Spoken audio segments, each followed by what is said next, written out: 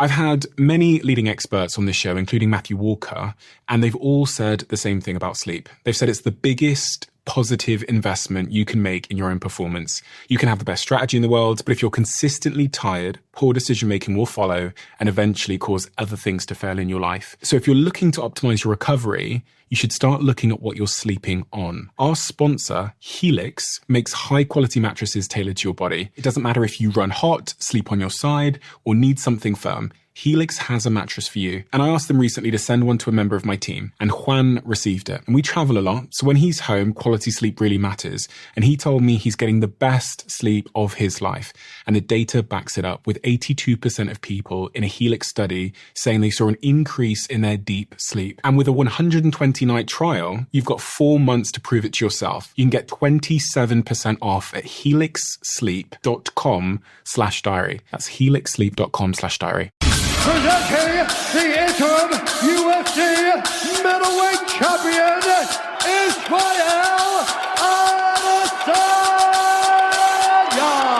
Oh shit. I know when it's all said and done, when I'm dead, my name will be remembered in history. Why does that matter? Guys like us, we're not meant to fit in. We're meant to stand out. But I felt it. It's addicting. So I need to do something that's gonna just tame the beast. If not, it's gonna seep in other ways I wouldn't want it to in my life. Are you happy? I think 2013 was my Great Depression. I wasn't able to fight, and then I just felt like I don't deserve it. This world, one thing I've seen, they'll build you up and then tear you down. People naturally just want to see you fail. I had to take a hard look at myself, and I put that pressure on myself, like, watch this. I don't feel like I have anything to hide. I put things out there that I probably shouldn't sometimes, but that's my way of being vulnerable, where I'm just like, this is me. So without further ado, I'm Stephen Bartlett, and this is the Diary of a CEO. I hope nobody's listening, but if you are, then please keep this to yourself.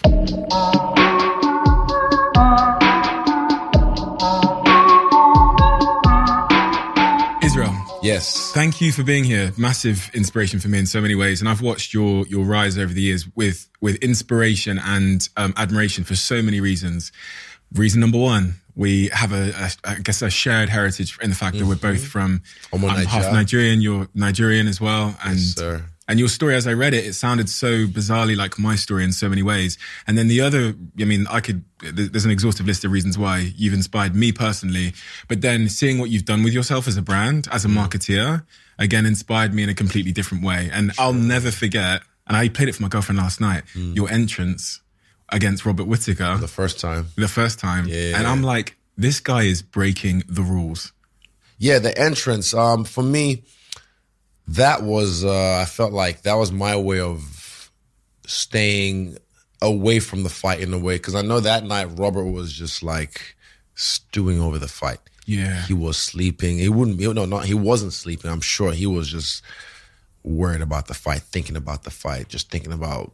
But for me, I was literally, I fell asleep with my phone in my hand, watching my rehearsals for that entrance, like, this is going to look sick. Replay. Probably replayed it like 60 times the night before, and I fell asleep with my phone in my hand watching that, just the rehearsals. So it was like, there was no paralysis over analysis. I was just like focused on how sick that was going to look. And it was fun for me. It was my way of authentically expressing myself with my roots in dancing and just being creative. So when it was time to show out, I showed out, and it was my show this time. Like, when Robert and Kelvin Gastelum's fight fell out the morning of the fight before 2-3-4, that was in Melbourne. Rod Laver Arena in Melbourne as well. I wanted to do an entrance, and Dana was like, not allowed, no, can't have it, this and that, rah. So when it was 2-4-3, I was like, look, this is my show. I'm doing this entrance. I don't give a fuck what you think. And yeah, I made sure I did it, and look how it turned out. It was iconic. And you realise, though, because when I remember I must have been 3 a.m. here when I was watching that, I'm thinking this guy's put more pressure on himself that he didn't need to put on himself. Yep. He has to win now. Exactly. I love that. I like to gamble, but I like to gamble at the highest level. I like to gamble with, like, the biggest stakes, because I feel like whenever I get that win over that, and it just feels that much better. And I feel like, I don't know, there's a feeling, I don't know how to describe it, but it's just, because, people are watching that, just like, fuck, like, especially those who don't like me, like, fucking hope this cunt gets dropped. I hope this guy gets knocked the fuck out. You know, he thinks he's the man, walking out, dancing, all that shit. So, you know, people naturally just want to see you fail. They're like, this guy thinks he's that good. That was 57,127 people in attendance. And I put that pressure on myself, like, watch this. And yeah, for me, there's something special about just overcoming that. That just gives me that rush. Speaking of entrances then, you were born in Nigeria. As I said, I'm half Nigerian. And then you moved to New Zealand. What was the reason why your parents decided to take you out of Nigeria and move you to another country? I think it was initially better recognized tertiary education. Because, you know, I mean, when I'm in New Zealand, I'll be, you know, talking to a cab driver and you find out that he was a medical doctor back in Sri Lanka or back in India and then moved over to, you know, NZ or the Western world for a quote-unquote better life. And their qualifications aren't recognized in the Western world, you know, but they're a surgeon or something crazy back home. So then they're forced to take these, I guess, menial jobs or start up a new business. And yeah, they wanted us to have better recognized tertiary education. Yeah, worked out all right for me.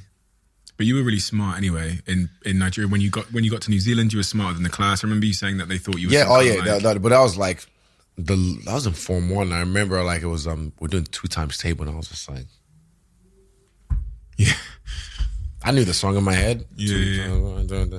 Finished, and I remember when I finished, everyone was like, whoa, like, and I'm the runt of our people. Trust me, like I'm not the smartest, you know, kid in the class back in Nigeria. So when that happened, I was just like, what's up with these kids? Like, this is easy. This is light work.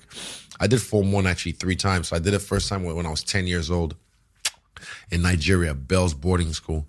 And then when I moved to Ghana for about a year and a bit, I had to do, a year and a bit, I had to do primary 6 and then Form 1 again. And then when I moved to New Zealand, I had to do Form 1 again. Then I skipped Form 2 and then went straight to Form 3. Because they were like, oh, he's too young. You know, he can't, in each country it was like, oh, he's too young to be in Form 1. So, yeah. But I wasn't the most academically gifted kid. I'm smart, but I'm smart in different ways. Yeah.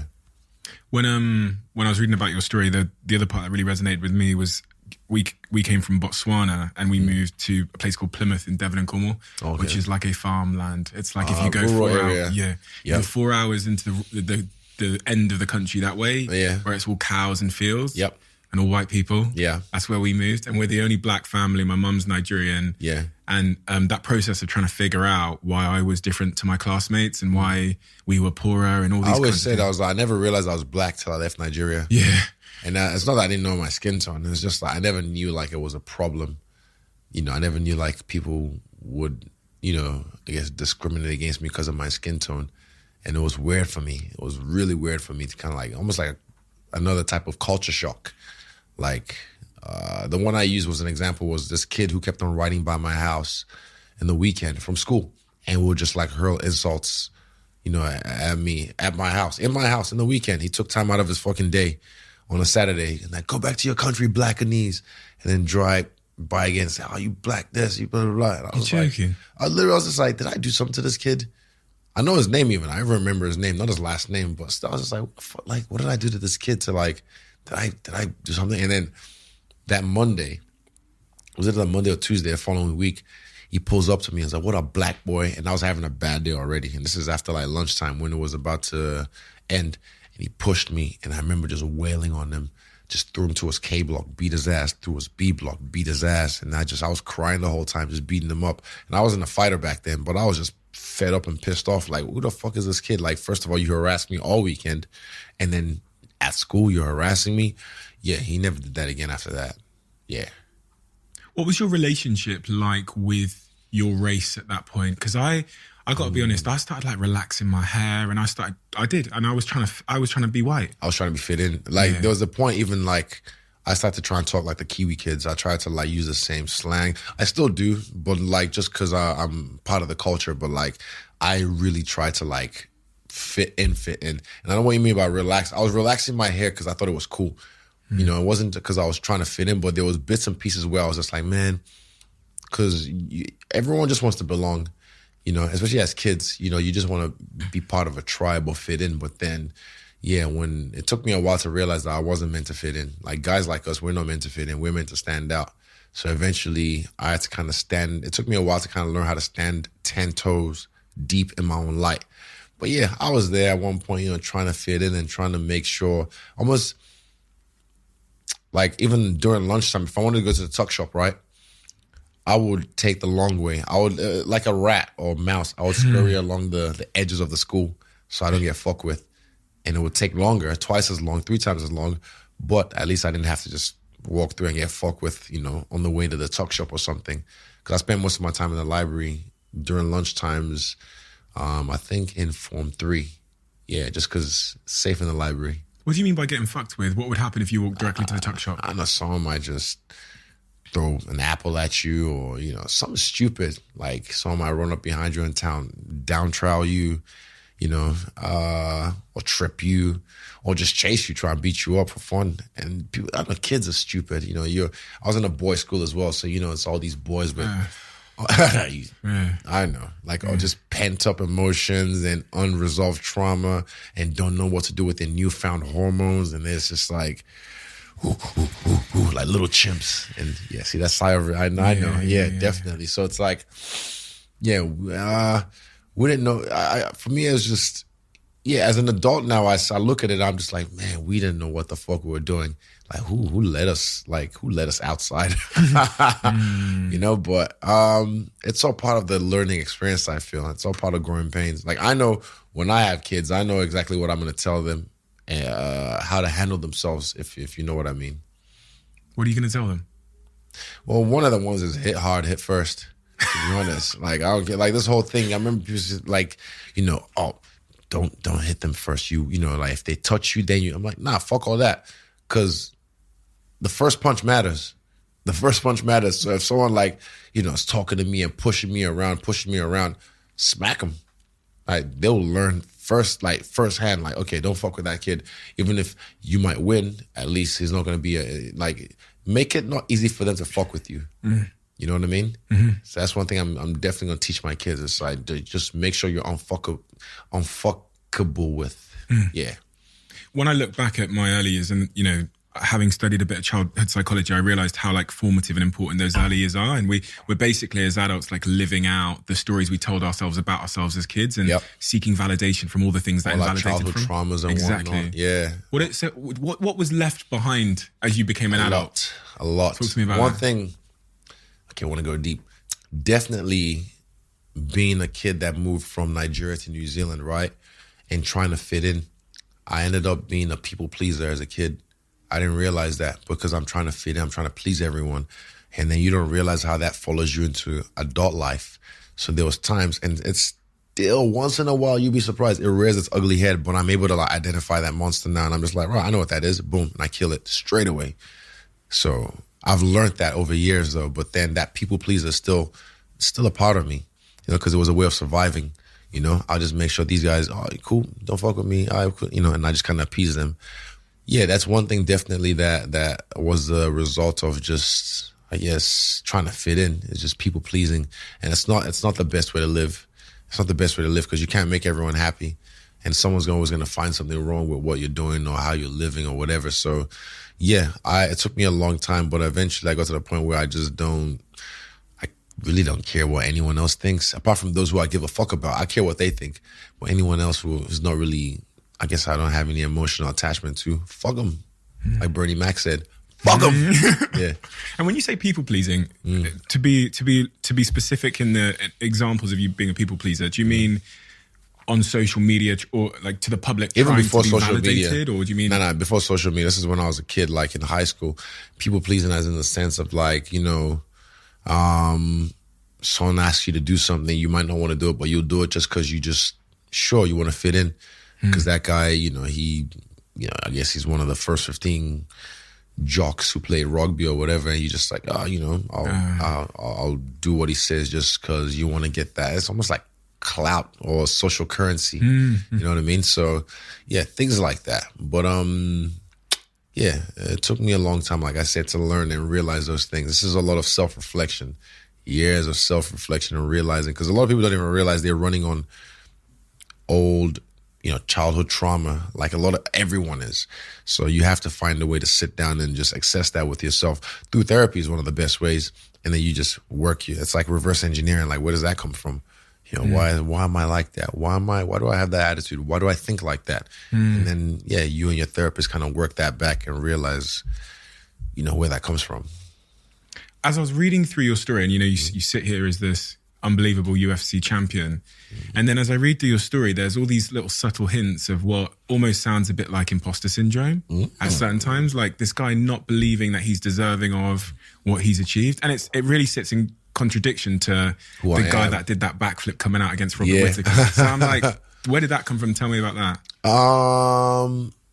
I think some of just same thing, trauma, childhood trauma, some of that stuff. I've dealt with it very well now, to the point where it's like, there was times, I used an example when I was speaking to Forbes not long ago, and we dived into this a little bit. So when I beat Rob, right, one of my gifts to myself, I bought myself a McLaren 720S. Nice. And the first day I got it, I remember I drove to the gym. This is at peak, time at the gym, maybe 5:30 p.m. or whatever. And I didn't park it at the front of the gym. I parked it at the back of the gym. And I showed some of my teammates, like my close actual teammates, not the people that go to the gym. Because sometimes a lot of people like to be like, oh, I'm Israel's teammate. It's like, no, you just go to the same gym as me. Doesn't mean we're teammates. So I parked it at the back of the gym. And then after my teammates finished working, I was like, yo, come check this out. And I showed them, and I was like, fuck, look at this shit. Like, because they know how the work I put in. I work hard. But then I'm like, man, I'm not the best student in the gym. So imagine if I can do this, imagine what they can do. So I kind of just to share my joy. And then, unfortunately, especially in New Zealand, there's this tall poppy syndrome, and there's that green-eyed monster. And I've been that kid. So it's easy for me to recognize it in other people when you've had it with yourself. So someone said something, I must be nice. And I started to hear rumblings of, I know, it happens. For me, it was the same thing. I was just like, man, I didn't expect that from someone that I cared about to have that kind of rhetoric, like, and then I heard, like, maybe, like other people did more deserving people. What? I know, yeah. And they kind of just pissed me off. There's more deserving people. Yeah, at the gym, because they work harder than me, right. And like I said, if I wanted to flex, I would have parked it in the front of the gym, like, look at my new whip. And just to like flex and just show off or whatever. But I parked it in the back of the gym where only like 7 people saw it. And the 7 people that I really give a fuck about. And I wanted them to see, like, look at this shit. Like, fuck, if I can do this, imagine what you can do. So when I heard that, I didn't drive it for a week. I just felt shit driving it. I remember driving it home, and I just felt like shit. I just parked it in the garage, and I just left it there for a week. I didn't drive it because I felt like I let those words from that person I gave a fuck about seep into me. And then it sat with me, and then I just felt like, oh, yeah, I don't deserve it, other people work harder than me at the gym, this and that, rah. But then it took, like I said, about a week. Over that week, because it was a fucking sick car. I literally didn't drive it for a week, and got to the point that I realized during that week that towards the end, like, well, that's subjective. If they don't think I deserve it, that's their own opinion. That's subjective. That's what they believe. I don't have to believe that. And like you said, that imposter syndrome thing started to creep in. I was like, look, maybe they don't think I deserve it, but one thing no one can ever take away from me is that I earned it. Every fucking thing I have, I earned it, and I earned this fucking whip, and I have a right to drive this thing and flex. And once I got over that hurdle in my head, boom, I was in that bitch and I was whipping it around. But yeah, that imposter syndrome thing crept in when I heard that from, and it was through the grapevine as well. But man, it was from someone I really like. I was like, man, why would he say that? I just, and people learn. This is over now. It's a long time ago. This is Whittaker fight, but it's something. It said more about them than it does about me. You know what I mean? It says more about them than it does about me. So I shouldn't have let that affect me at all. But I did because I gave a fuck what that person thought, because they're a close person to me. And unfortunately, sometimes it's the ones close to you that will hurt you with that. Yeah. There's something really remarkably sort of liberating and amazing to hear a UFC champion talking about imposter syndrome, because it really does feel like, it feels like there's no, and I know this is an obvious misconception. It really doesn't feel like someone with your swag and confidence could feel those things. You talked there about therapy as well. And when you spoke to Joe Rogan about therapy and about after your UFC debut, that swirl you went through, I wrote about this in my book because I got really compelled by this really bizarre thing that happened in my life when my company joined the stock market and I'm sat in my room in Manchester and it's worth 300 million and I'm figuring out how much money that means I've got and it feeling like the worst day of my life. And then when I, heard you talking a little bit about how you felt after your UFC fight, hiding in the toilet when people are pestering you to ask you questions and that annoying dude sitting down next to you when you tried to hide. Yeah. After my UFC debut, the after party, it was after the fight, it's always, like I said, I get pulled in so many different directions and it's just like, it was my first time in the UFC, so I was my first time experiencing all that. And it's like coffee. It's a stimulant. Coffee is a stimulant. So after your UFC debut and you show out like the way I did, I stole the show. I came in there and I stole the show and it was just like, psh, psh, psh, psh, psh. Cameras, this. Oh, we need you to interview this. Oh, come talk to this person, talk to this person, da, da, da, da, da. And then I didn't get time to myself till I got back home. And when I was back home and I was in my own house and finally away from all the noise, and it's just like, whew. And then I remember, it's like coffee. You drink coffee, you got the coffee high and then you crash. So it's literally that, like just lack of the stimulant. And I just crashed and I was like, why am I sad? I just found myself being really sad. And I remember, it's probably on my old phone, me documenting my recovery. Because I was just like video diaries, that is. I was like, why am I sad? Like I made 6 figures in my UFC debut. That's including the bonus as well. Yeah. And I'm just like, there's no need to be sad. I fucking killed that shit. And that's when I started to kind of like take therapy seriously because I was like, okay, I'm not going to be one of these bad statistics, that you hear about in entertainment. So yeah, I had to, I guess, take a hard look at myself, but then therapy helped with that because then you find the right person who can kind of help you, I guess, figure you out. And all they do is just ask you the right questions and then show you, I guess, yourself. Yeah. Because I heard you say that you picked up tools from therapy that helped you sort of navigate all of that attention in this new position you were in. What were the tools? Oh, so it wasn't until I fought Brunson that I was able to go back home and just kind of like, I keep saying it's like I came back from prison. What do you call it? Like weave back into society, regular life normally, It was until that was my 4th UFC fight. But then each fight after that, same thing. I go back home and I just like have this crash. And I had to realize, okay, this is something that I can't have happen constantly because it's not healthy. A tool I can say that helped me, one of the ones that helped was Charlemagne's book at the time, Shook Ones, Anxiety Playing Tricks on Me. I read that I finished reading that actually during the Brunson fight. That fight week, I finished reading that. And that I got a lot of gems from that book. But from therapy, from my own experiences, talking to myself, the self-talk, because we all have negative self-talk, but looking in the mirror and talking to yourself, speaking to yourself like you would to someone you're giving advice to, because when you look in the mirror, you humanize yourself. And I'll start to like, just have a conversation with myself, even like G myself up if I want to big myself up, things like that. So that's a tool that I feel like is really underrated. And it looks crazy, standing in front of the mirror and talking to yourself, but it's a really powerful tool if you know how to use it right. Fighters don't talk much about their mental health. I think Whittaker did the other day and you kind of thanked him and applauded him for doing that, for being vulnerable. Yeah, I mean, I put him in a dark place after that first fight. And I understand because guess what? He was trying to do the same thing to me. A guy I respect is Tyson Fury because he spoke about that, to ends, like, and how dark he went. He went to like the depths of hell in his own head. And then he's risen above it. And he says like he battles with it every day. I feel like, look, there's your spectrum of physical health. This is super healthy, super ill. If you do not look after yourself and your physical health, you're going to get physically ill. Same way if you don't look after your mental health, you're going to get mentally ill. So I feel like it's like someone saying like, I don't go to therapy. Fuck all that shit. No. It's like, well, do you take vitamins? Do you go to the hospital?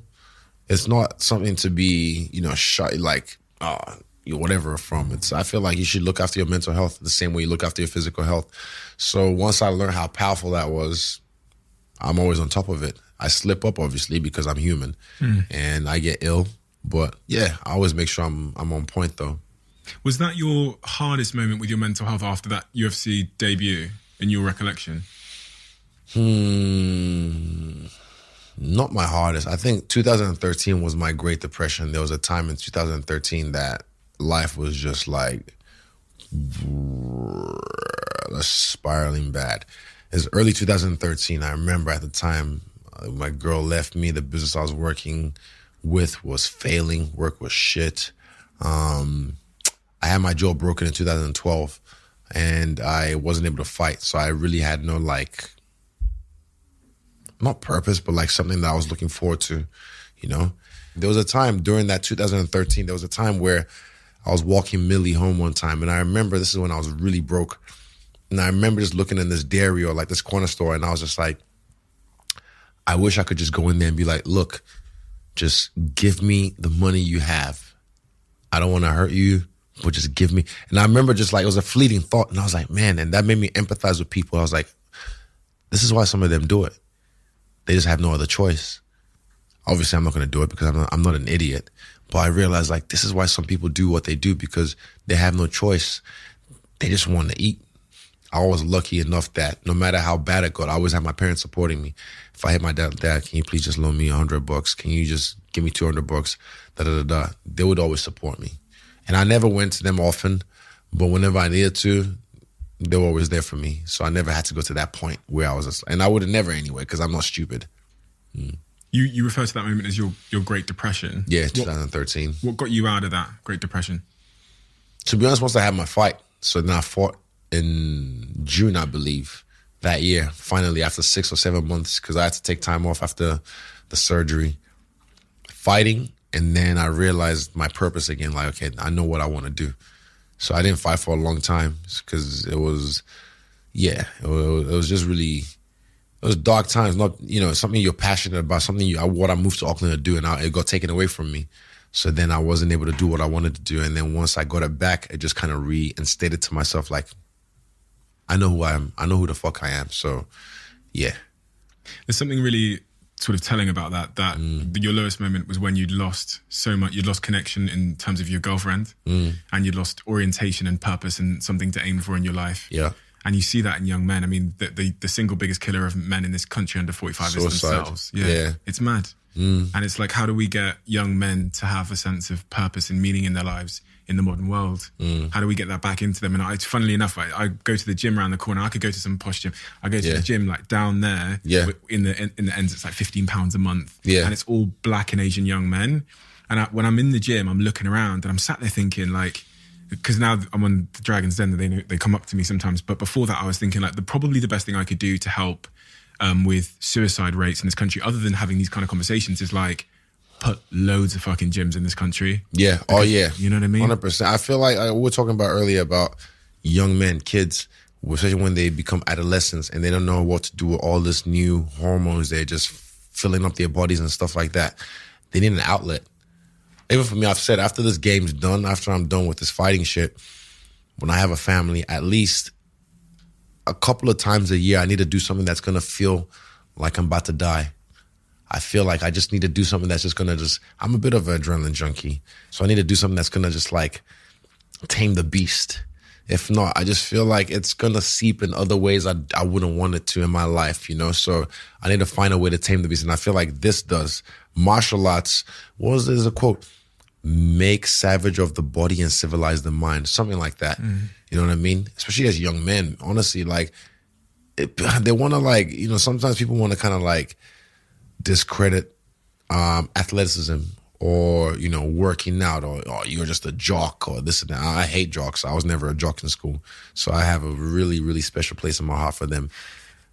But for me, I just feel like just being able to own your masculinity in a way that's not toxic, man. I'm not talking toxic masculinity, but just being able to just like work out in a place where you can be a man and just like throw weights around. Or I love rolling with my boys. Like I love lifting. Even during lockdown, I was lifting a lot, but there's something to be said when I have a guy like my teammate Brad Riddell or Carlos or Blood Diamond, on my back trying to choke me out. And then, 3, 2, 1, go. And I have to fight the choke. something primal about that just activates this part of my brain that I'm just like, fuck. It's just, it gets me going. Do you worry about that when all is said and done? Like you're going to have these crazy moments of having like 60,000 people in this arena and coming out doing these like... I'm ready for it. Yeah, and then I'm ready for the high of that, the adrenaline high of that. When that's all, when you're done with this game, you said, when you lose the love of the game or whatever it is, do you ponder what that moment would be like for you? A little bit, but I'm ready for it in the sense that I'm not attached to this. I know I'm more than fighting. Fighting, there's more to life than fighting. So I'm not like one of these guys who is attached. Like, I don't even know where my belt is right now, to be honest. I really don't know. I'm not attached to it. I know I'm the fucking champ. I know who I am. I know who I am. And I'm a champ without the belt. It's just a fancy tiara. I've said that from the jump. But I'm not attached to it to the sense that it's my identity, that this is all I am. So when it's all said and done and I'm not the UFC Middleweight Champion anymore, I'm retired, I'm not going to be like, who am I? I know who I am without the belt. So that's the blessing in that. But a lot of people don't. A lot of people, like, you see them walk around with the belt constantly and they're attached to that. Like, that's who they are. So when it's gone and it's said and done, that's why a lot of people who are supposed to be retired still end up talking to the media and finding their way to get their name in the spotlight, because they're addicted to that. It's addicting. Trust me. I've been there. I've felt it. It's addicting. Attention. That's the social currency now. Attention, even at the highest level, fame, clout. These are tangible things. I've seen it. I've seen what it does to people, man. Funny story. I saw this when I was in New York. I fought Brunson, right? That week, I saw this YouTube video of a guy in Times Square in New York. He was there regular, easy, didn't, just walking around, didn't get bothered. And then he went there at nighttime, hired an entourage, hired camera people, and dressed the part. I saw that clip. And people were like starting to like, who's this guy? Fake famous dude. Exactly, fake famous guy. And they're like, oh, and then the camera guy would ask him, so how do you know David? And someone would be like, I heard his last album. It was pretty good. Or I heard a single on the radio, or I saw him in Spider. People would just lie through their teeth, and just say whatever they think he is. And it's like, you obviously don't know the guy. You can just say, oh, I don't know who he is. And I've had that. So when that week in New York, I was doing a shoot for my brand Engage in Times Square. I had Jeff and like 3 other cameras on me. So there's like 4 cameras on me. And you see people starting to gather around like, oh, who's this guy? And then some people recognize me. They start taking pictures. And then before I knew it, I started finding people who didn't even know me. Yeah. And they're just like, I just want to take a picture. Have you ever had someone come up to you? I had this when we went to the podcast awards. Yesterday. And they go, hi, who are you? And I go, Dragon's Den. They go, bruv. Okay. Oh, man. And they want to take a photo. The worst one I remember was, I've used this story a few times, but I was at this bar in Auckland, and there was a table of like 4 dudes and 2 chicks. And I could tell one of the chick was like the center of attention. So when I came in, the guys were just like, no fucking way, stop it, what the fuck? And they were just showing me love and all that. And I could feel her energy, and I could see her from the corner of my eye, just like, and then she came up, she's like, excuse me, but who are you? I was like, don't worry, baby, it's all good. And I was talking to one of the guys taking photos, and then she came back again trying to talk to me. I was just like, and then she came forcefully this time. I was like, excuse me, why is everyone giving a fuck? Who are you? I don't know who you are. And I was like, baby, I don't know who you are. And I just fired her off. I was like, I don't care, you don't know who I am. But like the fact that she wanted to let me know that she didn't know who I was like, it was going to hurt my feelings. I was just like, baby, I don't know who you are. And I remember her face just like. She's not used to being treated like that. Exactly. So I'm like, I don't care. I forget who I am all the time, but the fact that she thought like it would actually hurt my feelings for her not knowing who I'm like, who the fuck are you? How have you made sense with all this noise when you walk through places? Fuck the noise, as I said. But the fame, like, what's your relationship with it? I was thinking about this the other night, and I was talking to one of my friends, and I was thinking, for me, it's kind of just this thing that's happening outside of me, and I'm observing it like a spectator. I like that. I like that you know perspective. What I mean? There's no book on this shit, so I've always said, like, fuck the fame, but I love the perks.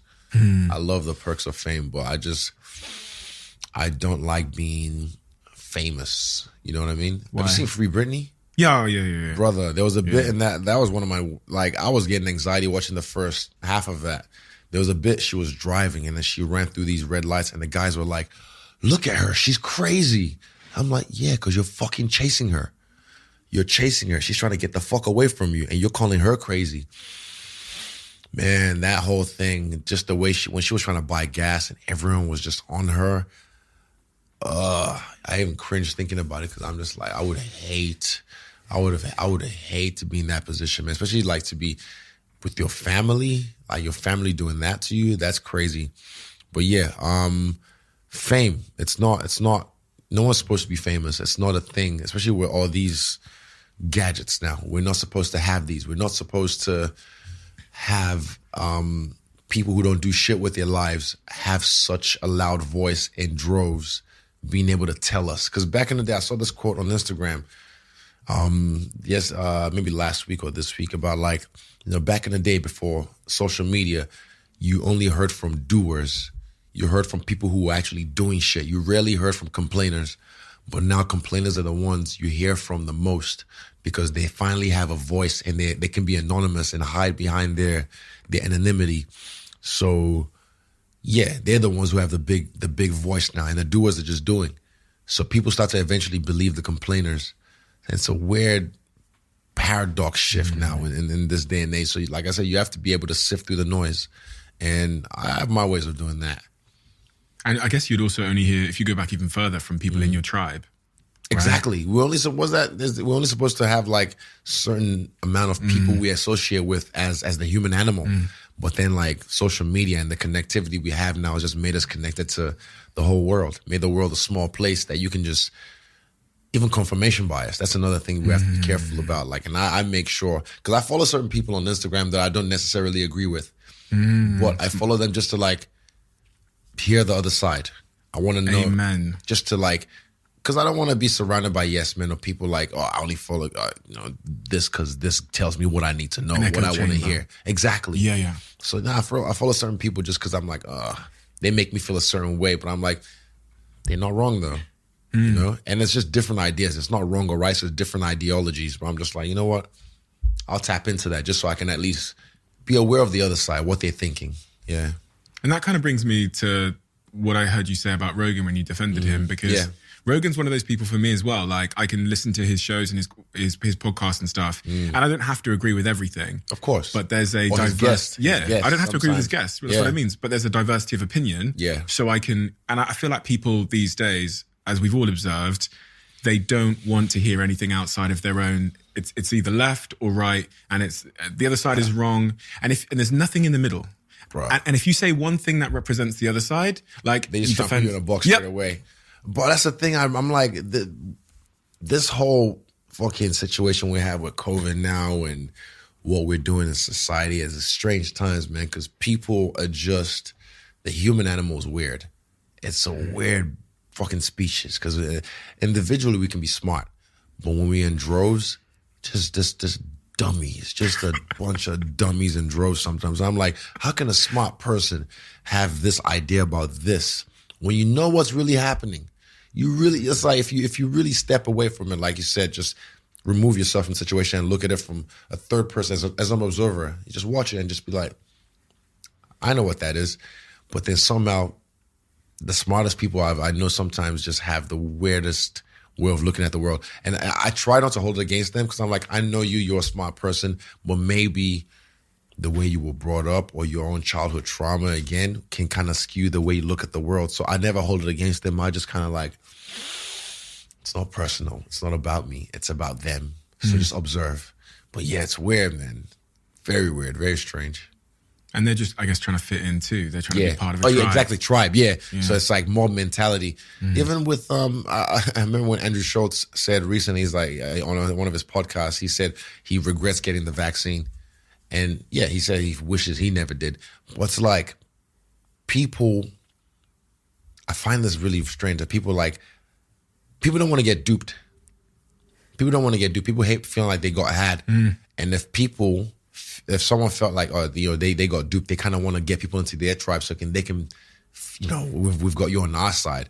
I'm like, I don't care what side you're on. I literally don't care whether you want to do this or you do that. All I care about is how you treat people, how you treat the people around you, the people you interact with. But nah, this day and age, like, I find people asking me the strangest questions, like, and then they'll base how they treat you based on that response.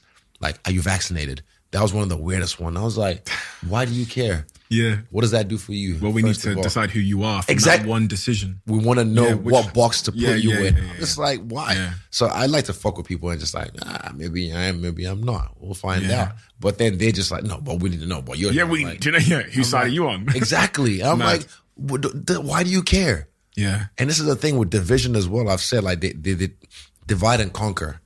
That's the easiest way to break a nation or a group of people. Is just divide them and separate them, make them think that one is on the other side and this and that, and make them fight amongst each other. This is how they've done it for years, for centuries.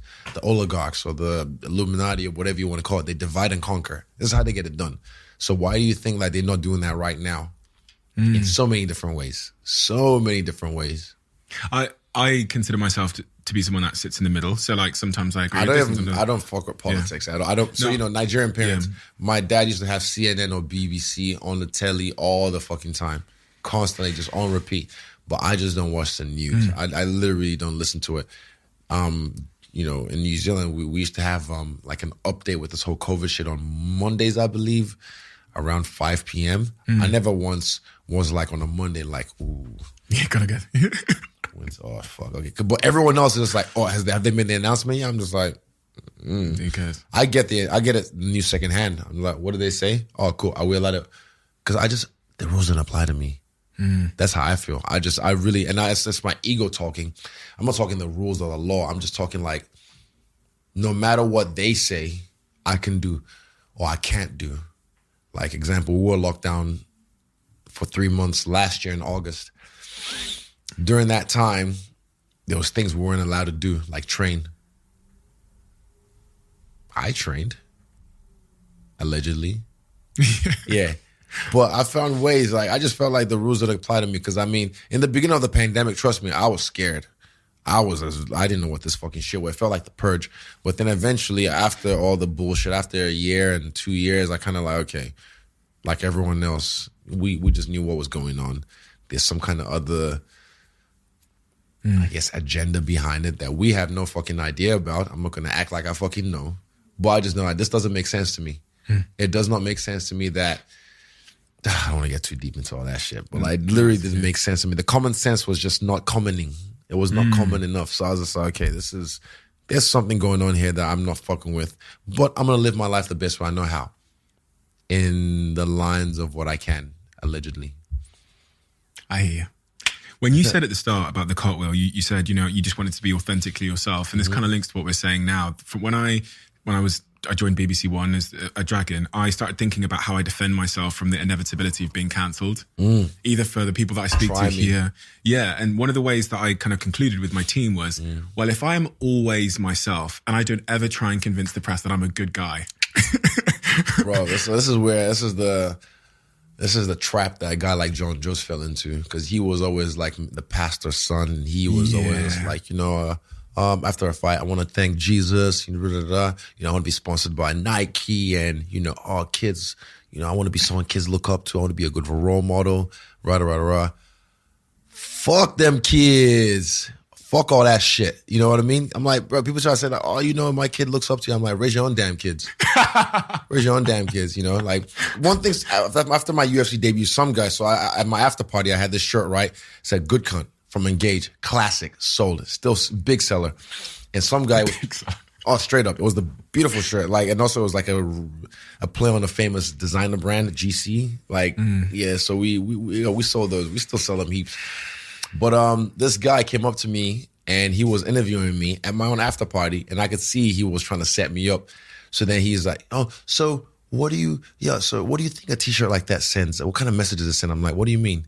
And he thought he fucked with the wrong one, this son. So he's like, what do you think that kind of shirt sends as a message to say, for example, a young kid who looks up to you? And I was just like, oh, really? Oh, so what does that kid look up to me for? He's like, well, for being in your position as a fighter, right?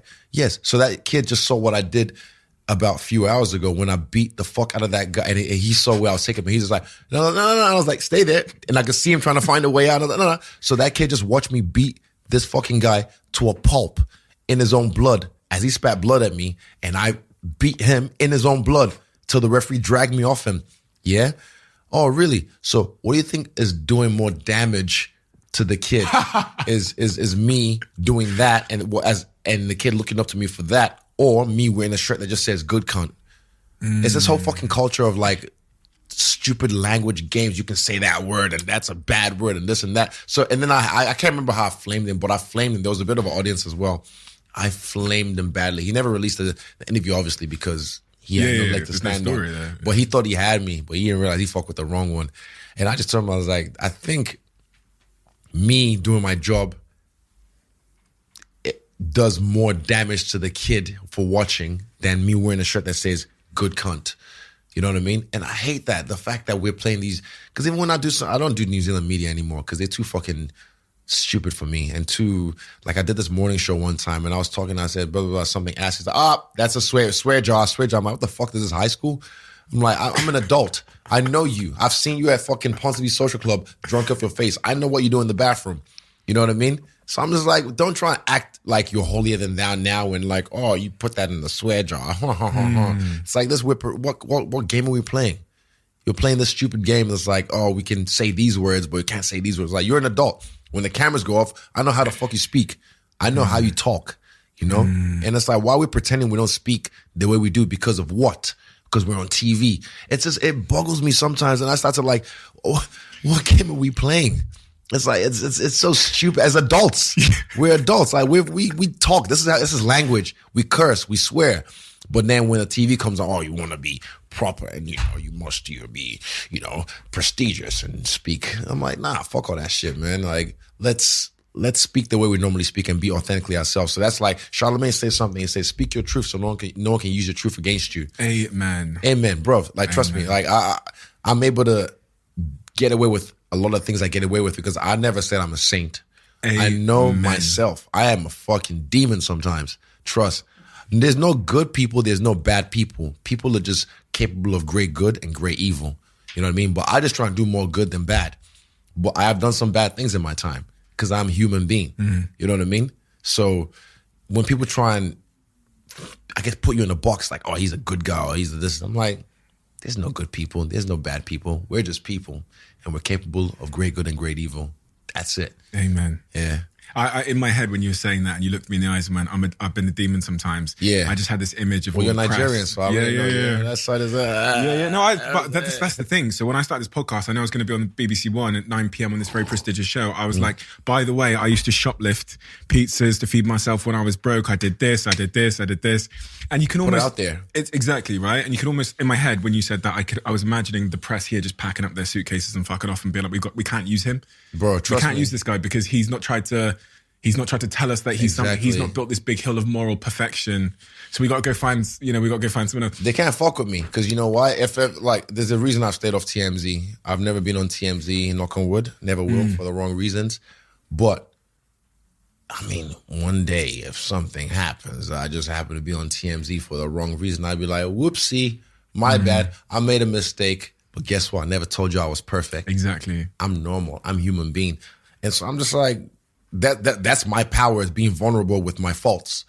You know, I'm not gonna say I've done this, I've done that, but I just know I'm not perfect. I'm a human being. I make mistakes, and it's okay to make mistakes. The difference between me and some people is that I actually learn from my mistakes, and I don't make the same mistakes over and over and over again in the public eye, like some people. John Jones. That's one. That's a classic example, obviously. The same fucking mistake. We had a guest come on this podcast in December and she said that she was making the point about everyone having the same 24 hours in the day. This was kind of the quote she used. And it became the #1 story in this country for 3 days. It trended #1 on Twitter. It was on hundreds of newspaper articles written about it because I think maybe her brand is one that is trying to be a role model. So it was the #1 trending topic in our country for 3 days. What was the story? That she said everyone has the same 24 hours in the day. Oh. Right, exactly. So I came out and said, by the way, loads of my guests say that all the time. Why are you attacking it? And then my next press event, right, I wore a shirt that said 24 hours on it. Everyone clapped. I didn't get cancelled. And I said, am I cancelled? I wore a shirt and all the paps are there. 24 hours. I said 24 hours on the shirt. And this is what that was my attempt again to say, by the way, I'm not perfect. And if you want to cancel me, please do it now so I can get on with my life. Yeah. And I'm still waiting. They've tried Yeah. me. They keep trying me. I'm just like, look, it's hard to cancel someone when they actually don't give a fuck. And they're being themselves. I'm like, I fight people for money. That's what I do for a job. I beat people up for a shitload of money. If you really want to take my political views or my moral views into consideration and say this and that and rah, that's on you. I'm like, I never said I'm a saint. I'm not a fucking politician. I don't feel like I have anything to hide. Like I said, I put everything, not everything, but like I put things out there that I probably shouldn't sometimes. But that's my way of being vulnerable to the point where I'm just like, this is me. Take it or leave it. But I feel like me doing that attracts the people who can relate, who can resonate. And I feel like they gravitate towards me. You don't talk about your relationships, your romantic relationships? Never. I keep that away. Nah. Is it because of protecting the person or? Look, this world, one thing I've seen is they'll build you up, right? They'll build you up and then tear you down. Like a Free Britney, Miley Cyrus, Justin Bieber, all these people. I've seen it happen so many times. So, and also this world just takes.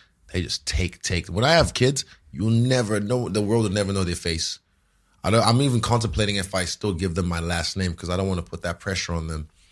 Because even my siblings, sometimes they hate it as well, where it's like, you know, this is David, this is Israel's brother, or this is Deborah, this is Israel's sister, or stop being the sister, and they're like, oh, my name's Deborah, you know, like I don't want to put that on them. Same thing with my relationships. That's certain things I protect because I value them, so I keep them safe because the world will just try and take, and that's one thing everyone wants to like know. What's he doing? Who's he with? Apparently, I'm gay as well because of my nails and my pearl necklaces and all that stuff. So I'm just like, let him talk. It's fun. But have you found it difficult because of the success and the meteoric rise and the money and the increased attention to navigate being good in that department, and also your obsession with becoming the man you are today, which did feel like an obsession when I was reading about your story, sleeping in the gym. Yeah. Like, how does one do that and also balance out having personal life? Yeah. That's regular. I'm a human being and I have feelings, you know? So I'm an empath as well. Are you? Yeah. I'm born on the cusp. So I'm like, I say, I'm a Cancer Leo. I'm hard and soft like a semi-chub, you know? Introvert, extrovert. Exactly. My guy. So a lot of people don't realize that about myself. Like when it's time to like go in my crab hole, I just find my way. I'm like, right, leave me on. I love my friends because my close friends, we can do this for hours and just yarn and talk shit and make fun of each other and just show each other love. But then we can spend the next 3 hours just sitting in the same room, being on my phone or watching TV or listen to a podcast and not say a damn word and just enjoy each other's space. I love that. I love that feeling. But yeah, I'm a person who feels a lot. So I like to protect that. I like to keep that really guarded because, like I said, the world will take that away from you, man. And I feel like people ruin things. People, especially like this is not supposed to happen. The world, I'm being under a microscope and everyone watching what I'm doing. So certain things I feel like I just have to really protect because I don't want the world to take that away from me because they just take. My cat died maybe 2 years ago. The morning she died, right? I think I was filling gas up in the afternoon, and some guy came up while I'm filling gas and goes, bro, can you talk to my cousin real quick? He's a big fan. I'm just like, man, bro, my cat just died this morning, man. I'm not in the mood. And I remember the look on his face, just like, all good, whatever. And I was just like, give me the phone. I was like, hello? And this is as I'm filling gas actively. And I was like, what the hold up, bro, no phones.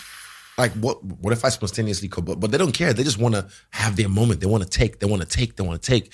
So that's why if I'm having dinner with my family, if I'm on a date, if I'm in the intimate moment, people start to like, bro, I don't want to be that guy. But I'm like, but you're being that guy. You're being that guy. You say you don't want to be that guy, but you're being that guy. That's like when people say, I'm not a racist, I got bro, it's the worst, man. It's like, I hate to be that guy, but can I? I'm like, well, you're being that guy. You hate to be that guy, but you're doing it right now. And it's like, I'll be having lunch with you, and within 10 minutes, we'll get stopped probably like 6 times. With you, I'm probably, if we're at lunch in London, we'll probably not even have a chance to talk. But they don't care. They just want to get their picture and put on their fucking social media with fucking 20 followers. So they can, oh, look, I met the champ, or like whatever. I'm just like, no, let me have my moment. And I've learned this. My experience with this, and I always bring this up whenever I see him on TV or hear his raps. Mos Def. I see Mos Def and Common in Auckland Airport, and they're having a conversation by the back carousel. And I want to fight in Adelaide, and I'm coming back home. I have my trophy, and I was like, yo, I want to get a picture. And I pull up to him. I'm like, hey, what's up, Mos Def? Big fan. He's like, hey, brother, just no photos today, man. I was just like, yeah, all good, no worries, easy. And I remember I was a bit sad, but I understood.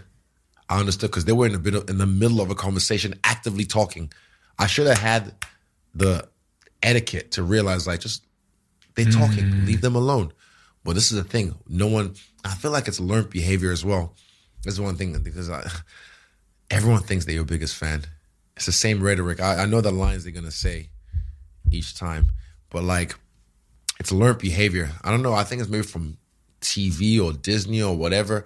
People feel like when you meet someone you're a fan of, you yell at them to let them know how much of a fan you are, and you show them by just shaking and I honestly think it's learned behavior, because sometimes I'm like, there's no need for all this. I'll be at like a 3, I'm chilling at a 2 or 3 at a park, and so, no fucking way, oh my God, and I'm just like,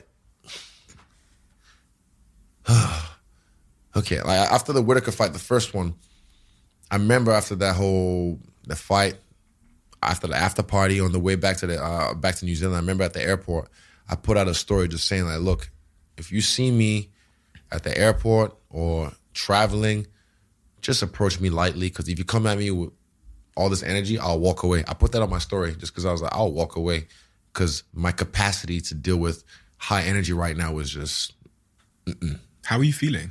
I was just drained. I was drained, so I just want to go home and chill. So I remember at the airport, before at the hotel, before I went to the airport, I just put that out there on the story just to be like, look, don't come at me with all this shit, because it's too much for me to deal with right now. So if you come at me just like, hey, what's up, bro? Big fan, can I take a photo? That's cool. And I remember that fight week, the week before the fight week, I realized, I had an epiphany. I realized I don't have to match everyone's energy, because that was a problem. I used to like, if you're a fan, you meet me, then I'd feel, hey, even if I'm like I said, my cat just died, then I'd have to like raise my level up. Hey, what's up, bro? Hey, do the whole song and dance and all that shit. But I'm like, nah, I don't have to match everyone's energy. Because guess what? Hard pill to swallow. I'm not excited to meet you as much as you are to meet me. It's just a hard pill to swallow, and it's just my everyday life. I'm not excited to meet you as you are to meet me, and that's okay, because this is my life. This is how I deal with things. So once I kind of like go over that hump, I was like, oh, I don't have to match everyone's energy. So if someone comes at me at a 10, I don't have to raise my level up. I'm just chilling. I'm listening to a podcast. I can just pause and be like, hey, what's up, man? How you doing? And if they feel like that's a shit interaction, cool. That's their prerogative. I don't care. But if you met me last night, like I'm in the streets in London last night. I'm showing love to everyone. I'm dancing. I'm talking to people. I'm Mr. Area boy. But that's a time and place. I'm taking pictures and all that kind of stuff. There's a time and place. If you catch me at the right time and place, fuck yeah, I'll show you love. But I hate when people get entitled and think they just, I want to take. So that's why I keep, yeah. And you keep your boys and the people you came up with close, right? Very. Tell me about how much you realised the importance of that as you've risen to this place, to keep the day ones around you and stuff like that. I mean, you'll know this. It's lonely at the top, but it's not if you bring the right people with you. The people that came up with you, the people that, love you for you, the people that know you from before you had money, before you were famous, so... I like to have them around to keep me grounded and just make sure I'm solid, because they knew me before any of this shit happens. And, it's hard because sometimes I have fallen into the trap of having people who just agree with me. Yes, man, and even my boy Chance, I'm glad like I have him around, because sometimes I'm crazy. I don't always have the best ideas, and I'll have an idea and he'll be like, nah. I'm like, okay, cool. I just needed someone to tell me no. But I'll put it out there. But if he's like, nah, we're not doing that, I'm like, okay, cool. Because then it just helps me. But if I have people around me who just like, okay, sure, then eventually it just makes me more powerful. And I just start to think like, oh yeah, you know, I'm the shit. I can say whatever I want. And that's not healthy, man. I don't think that's healthy for the ego, you know? Yeah. Well, I just like having people like that around me because I feel like, yeah, they keep me grounded and just remind me where I come from, you know? And there's so many stories, man. Each of my friends in my group chat, I've known each of them over 10 years, but well over 10 years, man. And we all have stories we can kind of share from back in the day that just remind me where I come from. Yeah. And the other thing that happens is when you reach the heights you've reached in your profession is, we talked about it then, you have this other attention, which is from women that might want you for the wrong reasons. Oh, yeah. My mum always warns me about this. Have a baby by me. My mum's trying to tell me, like, you know. When are you going to settle down? When are you going to find a nice Niger girl just settle down? She wants me to be with a Nigerian woman. Yeah. She doesn't like. I don't settle. Yeah. I don't settle. So for me, that's something I guess you just have to take it by case basis. Yeah, case by case basis, because you do find people who just, some people play the long game, put it that way. I've had people play the long game with me, even recently. It's just like, yeah, you know, there's love there and all that kind of stuff, but they play the long game because they see the value, and it's not just it's just what you bring to the table, and they get entitled, you know. And I feel like that's not the way you want to be when you have someone, you know, that you're romantically in love with or involved with. It's like you don't want to be competing with them or have them feel entitled to what you have. I'm like, yo, you just got here. I've been made it. The fuck are you talking about? What do you bring to the table?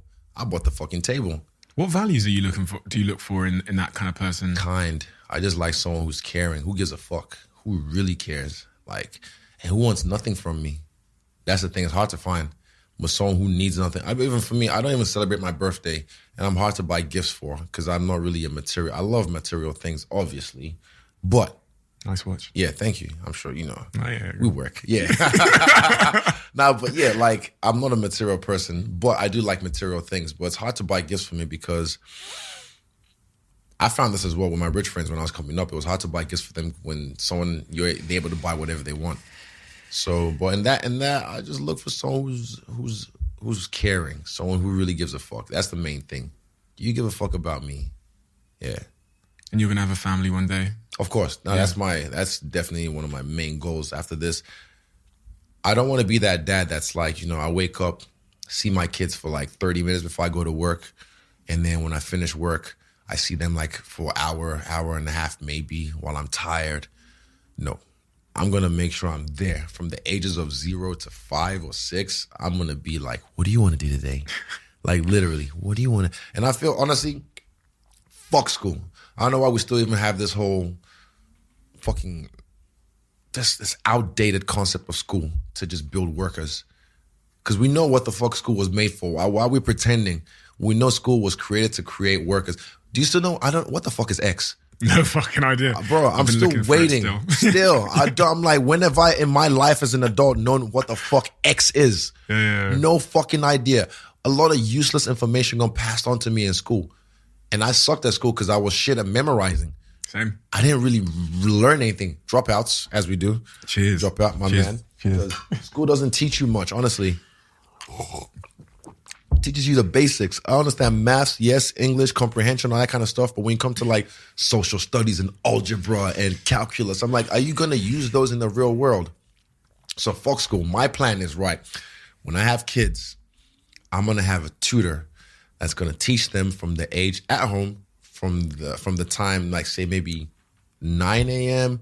to midday or 1 p.m. And they'll have an hour of homework. And the rest of the day, we'll just go on adventures doing shit.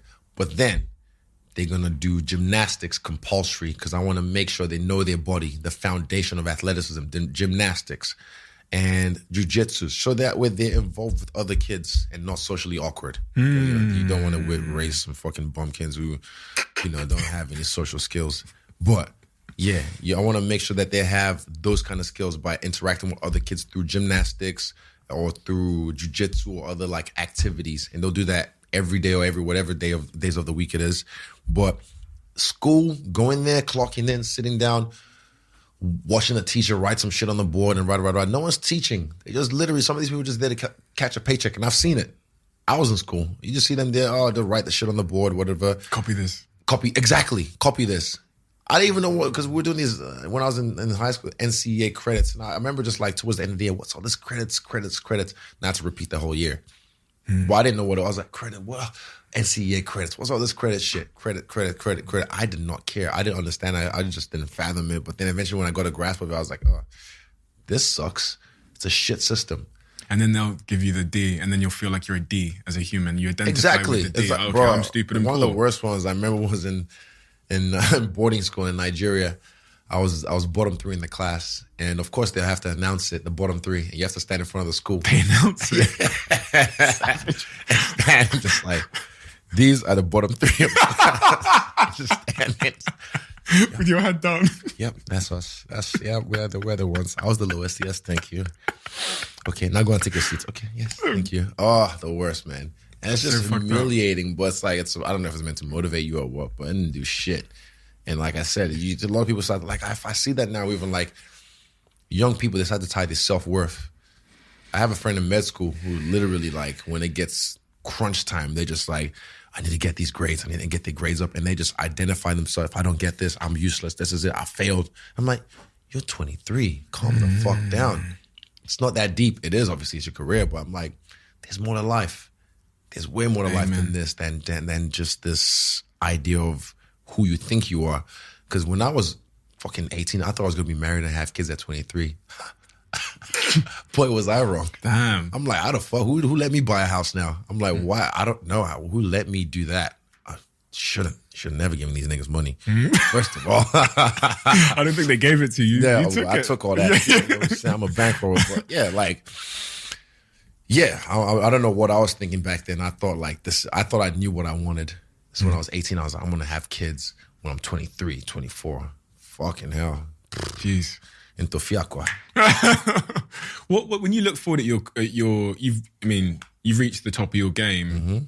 How do you keep yourself, you know, what is the thing that's driving you now? What is the thing you're aiming for now? What's that North Star that's getting you out of bed? Is it legacy? What gets me out of people talk about legacy. Legacy, yeah, big thing. That's legacy. What it is. It's for me, it's definitely the legacy I want to live. Why does that matter? I think I want to be immortal. I don't know if it's my ego or I'm selfish or what it is, but I just know, look, Adesanya, the prefix Ade is royalty, where we're from. You know, Ade from the Yoruba tribe, you know that has some royal blood tied to it, Adesanya. But now, worldwide, the name Adesanya is synonymous with greatness.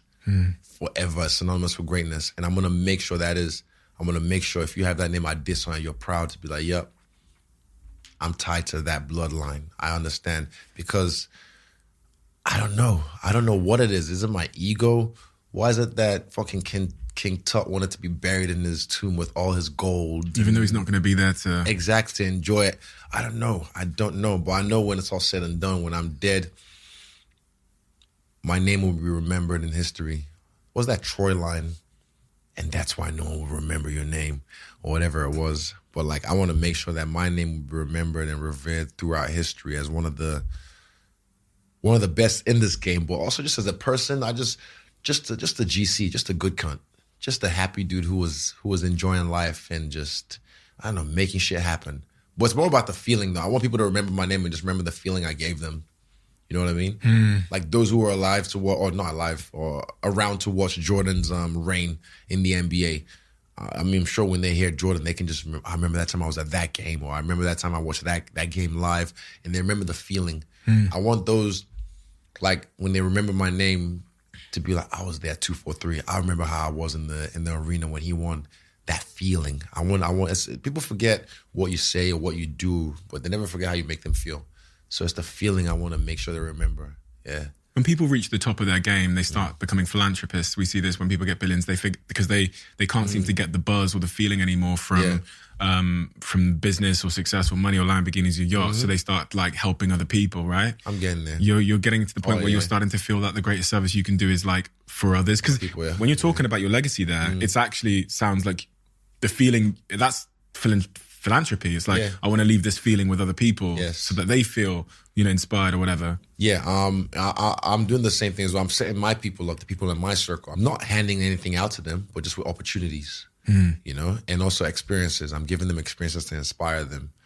But yeah, there's things that I do behind the scenes that I don't necessarily, I don't know, like I'm not one of these guys, I don't do it for the likes, I do it for love. And I feel like there's a bar from Jay-Z, the best form of giving is anonymous to anonymous.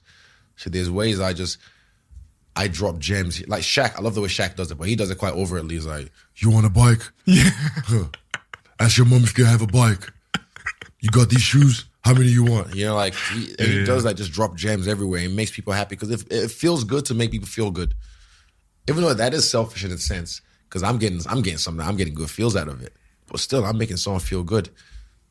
I'd rather that, but I'm not doing it to be like, hey man, I know you're hungry and I just bought you this meal because I really want to show love to you, man. Yeah, exactly. And upload it to the gram and then... Fuck yeah. I don't do that. Like, there's things I've done. Even Tim will tell you after this. I mean, even for this fight, there was someone that I think last year, he went through some stuff that I heard about on the media, and I was just like, fuck, I went through that shit as well. And then this fight, I brought him out, and I showed him a good time. Yeah, he and his mom, and I put them up, got them tickets, and just made sure they were looked after. And I met him backstage and just gave him a few words of encouragement. And I don't need to bring it up because I hear. It's fine. I hear. Some shit, but Tim will tell you about it. When you walked in, the song playing. Do you remember the song playing? Hold up. Oh, Victory Lap. Oh no, that was Nipsey. Yeah. Which one was one? It was from Victory Lap though. Yeah. Double Up. Yeah. Every time. That song gets me every time. Yeah. When it gets to the chorus, I live behind when you let me. It gets me, man. Every single time. I don't know why, something about that track. It just gets me in my feels. I didn't even think about it and I get goosebumps. Yeah. Double Up's the track, man. When I saw you pre-fight playing that song in the hotel room crying. Yeah. And then I saw you in the stands another time crying. Yeah. I guess that was the evidence that you are a bit of an empath. You do feel. I feel. The last one was when I watched my boy Blood Diamond jump on the scale to weigh in. And I get really emotional. Fight week's like my wedding week. I feel. This is why I dread getting married because the guest list, I'm just like, I don't even fucking know who I want to like invite because people are going to be like, oh, you didn't invite me to your wedding. That's why I don't celebrate my birthday because it's like a few times a year, there's a whole week that everything's about me. So I don't need another special day that it's about me. So that's why I'm also dreading, like I said, my wedding day or my birthday. Forced fun. Exactly. So I really don't celebrate my birthday, to be honest. Like every day's my birthday. I can do whatever the fuck I want. I don't even I don't buy gifts for people on their birthday. I just buy them if I see something I say, oh, I think she'll like that, or I think he'll value that. I'll just buy it just because I'm like, or give them the experience just because I feel like they'll value that. But I know you're not missing Valentine's Day though. Oh nah. Valentine's Day. I have a special tradition on Valentine's Day. I used to do, but I don't really play around with it anymore. I just used to like just mad memes on my page and just it's funny. It was just a way. The first time I did it was in 2014. Yes, I believe 2014 Valentine's Day. I was fighting, and throughout the day I was waiting for the fight. I was just bored. This is before stories on Instagram, so I just put up like 80 posts that day, just like, yeah, I know people got mad at me. People were really entertained, but I didn't care. I was just in that fight mode. So I was just like, fuck, putting up posts about Valentine's, just memes and just making fun of Valentine's Day. But fuck, good times, good times before I was, I guess, super famous. One of our guests, you said you're going up to Manchester on the weekend. One of our guests, Patrice Evra, is a Manchester United football legend. Yeah. Do you know the guy? No, I don't. Football, the bug didn't catch me. Yeah. It didn't catch me sports didn't really catch me as a kid because I was unathletic. Funny enough. Yeah, I know. I was never really an athletic kid. Yeah. Mad. When Patrice came here, his family are from Africa originally, moved to France, played for the French football team. He became this legend, maybe the greatest Manchester United wing back in our history. he wrote a question in the diary. We always get our guests to write questions in the diary. Right. Yes, I heard about this. And this is all I knew about this podcast. I was like, okay, apparently there's a question. Yeah. Yes, I'm like, There's a question at the end. But in fact, I'm going to read you the question that's been left for you by, I don't actually read it until I look at it, but Patrice asked a question which I thought was really profound, because I remember being asked this question one day and it really puzzled me. And it's such a simple question. So I'm going to ask you the question. Okay. Are you happy? Right now, yes. Yes, I'm very happy. Why'd you say right now? Because it's not lasting, it's fleeting. That's one thing I've also learned as well is, well, you can't enjoy the sunshine without a little rain. And everything is temporary. Everything's forever changing. So even right now, I'm happy. I'm enjoying life. I love where I'm at. I love who I'm around. I love who I'm with. You know, I know it's not lasting, because guess what? Something's going to happen that's going to shake that up. Because back in the day, whenever this was happening, I'm just like, it's been a few good days. Things is too nice. Where's the thing that's going to fuck me up? Now I'm just like, this is nice, and I'll just sit in it, and I'll just enjoy it. I enjoy the happiness, and I enjoy what I'm doing, I enjoy where I'm at. And then when the bad thing comes, I'm like, there it is. It's okay. This is going to pass as well. This too shall pass. So when I say, yeah, I'm happy right now, I'm happy, very happy. Are you good at defending that happiness? Because the amount of, you even described it when you came off after your debut, the amount of people that are going to want to talk to you and do an interview in Israel. Yep. Are you good at saying, no? Better. I'm better at it now. I never used to be. This is where I was talking about the people pleaser thing back in the day. And this is why this year, one of my things is I don't get fucked up around people I don't like or I don't know. Because I realize when I get drunk, I'm too nice. I'm a friendly drunk. I'm like a fucking golden retriever when I'm drunk. Or black Labrador. I'm just like, hey, and not everyone's your friend. Not everyone wants the best for you. But they'll just take advantage and try and like, you know, I just let my boundaries get crossed too many times, you know? And I let people get too close, maybe like too... Then the next day, I'm just like, why the fuck did I let that person, you know, fuck, I wish I'd said no to that. You know, then I start to like, they'll eat at me for the next few days. So, yeah, it's practice. It's constantly evolving, but I know how to say no now. I just say, and I don't have to explain myself. I literally just say no, because when you're explaining yourself, you're losing. I learned that from Chael Sonnen. I remember when I used to listen to his podcast. He said something really profound, like when you're explaining yourself, you're losing. So I don't explain myself. I just say no. And if someone like, can I get a photo? I'm like, I'm busy. Oh, please. I'm like, no.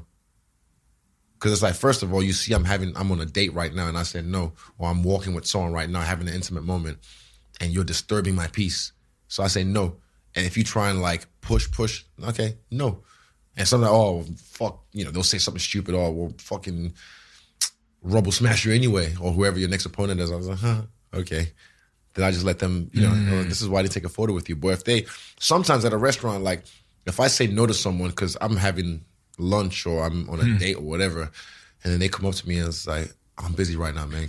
Or if they leave me alone, on my way out, if I see that person, I'll be and they were nice and respectful, I'll be like, yo, you have your phone on you? Then we'll take a photo. Because I'm like, thanks for being respectful. Because sometimes I can understand people's judgment goes out the way when they see a celebrity, apparently. And I felt this way, like I said, you just don't realize your etiquette. It's just... So when that happens, I don't hold it against them. I'm like, it's learned behavior, like I said. So then I'll take my time out of my day and just say what's up afterwards. But if they like, you know, oh, please, I'm like, bro, you're not respecting my boundaries. You didn't respect my no. I need my no to be respected. I said no. Why? Because I fucking said so. That's it. I didn't need to explain myself to you. Who the fuck are you? I don't know you from a bar of soap. And again, you're more excited to meet me than I am to meet you. In the core of your being, do you realize that you're a star? Yeah. I always knew so. I knew I wasn't going to be regular. I just knew like I was going to be great at something. I didn't know what it was, but I knew I was going to be great at something. I just knew. Even when I was working my last job, I'm grateful for it because it showed me what I didn't want in life. I just knew this isn't for me. And what is that? Is that self-belief that gets you there? Or is that... So is it you believing that you're going to be great that got you there? Or is it because you were innately destined to be great? I'm trying to figure out if it's something that one... What came first, the chicken or the egg? Yeah. There's levels. There's people like us. We're crazy in the sense that we believe it's almost delusional sometimes. Yes. You have, like, what's the one? I've heard this quote on the JRE before. It's like, greatness and madness are next door neighbors, and they just borrow each other's sugar once in a while. You know what I mean? So there's a point, like, I've used the story of me when I drive this beat up Honda, and I'd shift the gear stick and not just do this. You do this. It was madness. It was me preparing for having a sports car, paddle shifts. So I'd shift the 3, boom, gear 4, boom. And when I dropped down, same thing. Just like I was getting ready. I can manifest like a motherfucker. Do you believe in it in the metaphysical sense? You believe 100%. Everything comes from the imagination. Everything comes from before this microphone was a microphone. Someone somehow thought about it. How can I speak into something that would amplify my voice and blah blah blah blah? And then this came out of it, and it's evolved over the years. But everything comes from the imagination. So the power of the mind, people don't understand. We still don't understand. I still don't understand how powerful it is. I'm still learning. But I know one thing is I can make things happen. I can go into levels.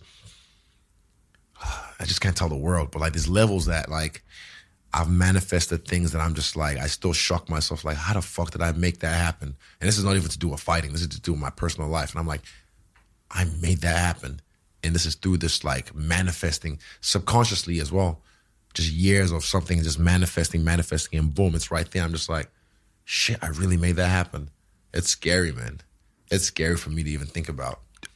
I reflect on that and almost view it like getting in your car in the morning. When you get in the car in the morning, you set the sat nav, but then you've also got to drive. You've also got to go to training. Yeah. If you just set the sat nav, where are you going to be? Sitting in the car. Sitting in the fucking car. So you can sit there and make all these dreams and manifest, but you have to work. And what happens if you just drive? If you drive... And with no sat nav? You don't know where you're going. You're lost. You know what I mean? You have no direction. So for me, I felt like both of them together, when you have the vision and you're able to manifest, but then you also put the work in, magic happens, man. Magic. That's where the magic is. But a lot of people never get there, unfortunately. A lot of people, we're blessed that we can dream. Amen. We're blessed that we can dream. That's one thing I've realized, because a lot of people, even from the impoverished parts of London, will be lucky to have my old job. From where I'm from Nigeria, a lot of people will be blessed to have my old job, and they'll be like, yo, I have a great job. I can send money back home, this and that. But yeah, I just had bigger dreams. I just knew what I wanted. So I feel like I'm spoiled that I can dream the way I do, and I can manifest the way I do. So I never take it for granted. And I realize the position that I'm in. I'm privileged. I'm very privileged. I read a quote about immigrants, specifically from Nigeria, and it said our parents' role was to try and figure out survival. And we're here sat blessed with the task of self-actualization, which is figuring out meaning. Yeah. And they said, what a beautiful thing that is. Yeah. They're just trying to survive or find the next way to thrive. And to educate you. To see what's meaning and purpose and happiness. And that's why I feel like even today, the way the world is, the problems that we have, especially with all this divisiveness and whatnot, I'm like, you guys don't really have any real problems.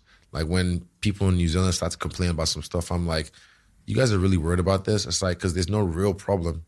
The police aren't trying to kill the people constantly. The government isn't, well, they are fucking the people over, but not the same way as, Nigerians are being fucked with by their government for so long. So it's I'm like, you don't really have any real problems. It's they find things to fight about now. Now we're arguing about genders, this kind of stuff. And it's because there's no really, they're looking for problems. They're creating problems. Look, if there was some real shit going on, there was another war, World War III, apparently it's coming soon. Stay tuned. Yeah, if that was happening or aliens invaded, do you think anyone will give a fuck about any of that shit? Fuck no. No way. We're worried about some real shit happening. So yeah, I feel like people just start to create problems because we need struggle. We need struggle in our lives. That's the thing. Mo sat there, who's the head of Google, and he changed my life or something. He said about that. He said, unhappiness is when your expectations of how life is supposed to be go unmet. So it explains why a billionaire, when his steak comes and it's not perfectly cooked, he will be fucking furious because his expectation was here. And if it goes unmet, the delta is unhappiness. And if you go to where I was from in Botswana, getting a bowl of rice, expectation is I'm not going to eat today. Bowl of rice, the delta is happiness. And it's the same thing you're talking about with people, their problems are relative to their expectations of life, right? Facts. The last question. Yeah. This one was written for you in the diary by our previous guest. What question do you believe, based on the subject matter of the conversation we've had today, would have been interesting to ask you that people don't usually ask you? I mean, you touched on a few things I normally don't even talk about, like relationships and kids a little bit. That's stuff that I really hold guarded, but I have some funny ones in my head, but we're not going to talk about those. Go for those ones. Let me see. I think diving into my personal life a little bit, anything that has to do with like family relationships or, like I said, family that I'm going to have. I'm glad people don't, though, because like I said, I like to just keep those things guarded. But and I think people kind of get, my love life's not for sale. My family's not for sale. Those kind of things, like I said, I won't sell for the consumption of people to watch. I'm not the Kardashians. I ain't Kanye West. I ain't putting all my business out there. Yeah, so for me, I keep those things guarded. So I think people kind of respect that, understand that, so they don't push too much. Or you get like a little bit here every now and then, but nothing too much. Yeah. I hear you. Thank you for your time today. Honestly, thanks. This was fun. Tremendous, man. You're a killer in so many ways, but we didn't even get to talk about the marketing and the branding side of things. Oh, that's levels. There's ways I mean, I did computer graphic design in college, and I felt like some of the stuff I learned there really helped me with my social media when it comes to making my own highlights when I was coming up, posting. All the anime stuff as well, bro. Yeah, but that's ridiculous. Just me being a big Your authentic self as well. Exactly. Authentic expression of self. If you put it out there, those who appreciate will gravitate. Fuck, I like that. That's a bar. T-shirt. Yeah, that's a bar. Those who appreciate will gravitate. I'm going to keep that. That's dope. Yeah. You can add to your T-shirt collection. Yeah. Tell them well. But listen, thank you so much for your time, for your grace, your humility, and your openness as well. It means a lot to me. I appreciate it. Likewise, my man. And honestly, I'm going to look into you a little bit more. Okay. Because this is the thing. Whenever I like to meet new people and learn about them, so hearing your story, I'm just like, man, that's still, I'm like 700 million at 27. I didn't get all of it, but yeah. Bro, I respect, brother. Thank you. Thank you. Thank you. I appreciate that. Thank you.